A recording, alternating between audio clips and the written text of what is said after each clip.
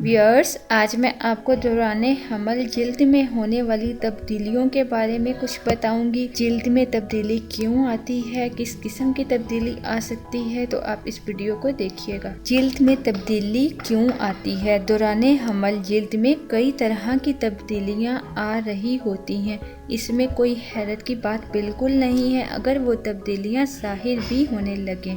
दौरान हमल आपको जिल्द के कुछ मसाइल का सामना हो सकता है, जैसे कि स्ट्रेच मार्क्स आ जाते हैं, जिल्द की रंगत में तब्दीली हो जाती है, एक्ने प्रॉब्लम हो जाती है, रगों का नुमाया होना, जिल्द का हसास हो जाना। जिस्म में होने वाली हार्मोनल तब्दीली खून के दौरानिये और मुदाफ़ती निज़ाम में तब्दीली जिल्द की साख्त को और रंगत को बहुत मुतासिर करती है।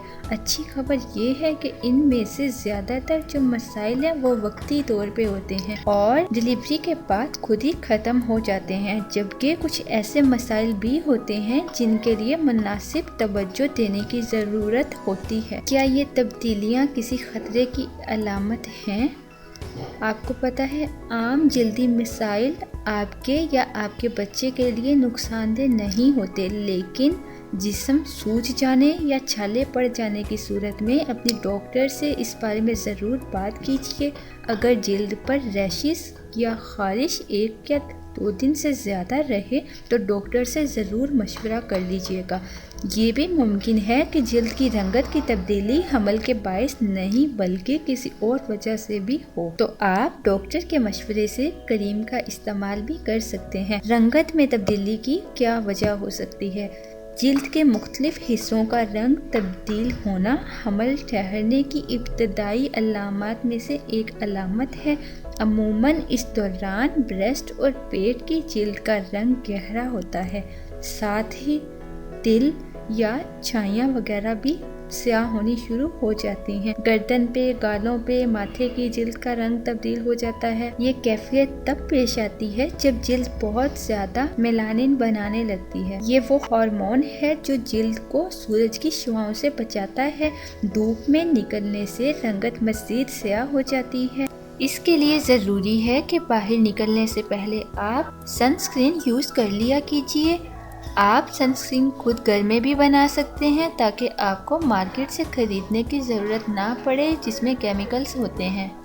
इसके अलावा पेट पे नज़र आने वाली पतली लकीरें, ये लकीर 1 सेंटीमीटर चौड़ी होती है और नाफ पर से गुजर रही होती है।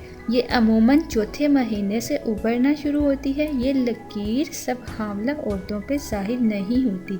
ये मैदे के पट्टों के खींचने, खिंचाव और एक दूसरे से थोड़े दूर होने के बायस रोनुमा होती है, जिससे पेट में बच्चे के लिए गुंजाइश बनती है। क्या दौरान हमल चेहरा चमकना सिर्फ कहने की बात है, बल्कि ये हकीकत है। जिल्द में नमी ज़्यादा होने से जिल्द थोड़ी फूल जाती है और चमकने लगती है। इसके अलावा हार्मोनल तब्दीलियों से गालों पे गुलाबी सा कलर हो जाता है और इस दौरान ज़्यादा से ज़्यादा पानी पीना बच्चे और माँ दोनों के लिए मुफीद है। रगों का नुमाया होना, हमल के दौरान रगों का नुमाया होना भी एक आम सी बात है। जिस्म में खून की मिकदार में इजाफे की वजह से रगों पे प्रेशर बढ़ जाता है और वो फटने लगती हैं।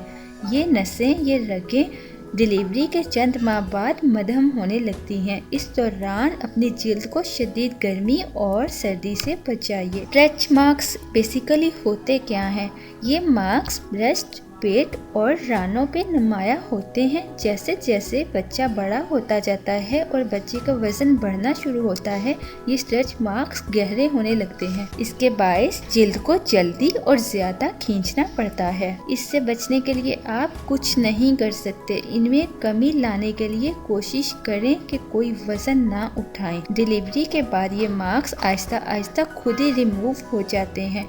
आपको मेडिसिन यूज़ करने की या क्रीम्स यूज़ करने की ज़रूरत नहीं है। खून की मिकदार में इजाफा और जिल्द पे खिंचाव जिल्द को हसास बनाता है। ऐसे साबुन और स्किन प्रोडक्ट्स जो आप बरसों से इस्तेमाल कर रहे होते हैं जिल्द को मुतासिर करने लगते हैं।